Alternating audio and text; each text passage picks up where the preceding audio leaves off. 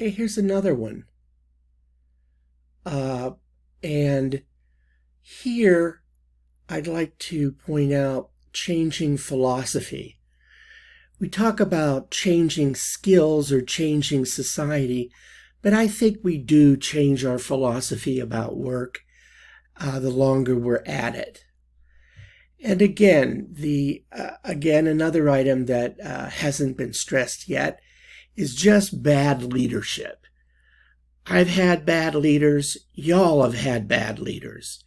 And we all know that bad leadership just drives people away. And one characteristic of bad leadership is failure to say, well done. Failure to say, thank you.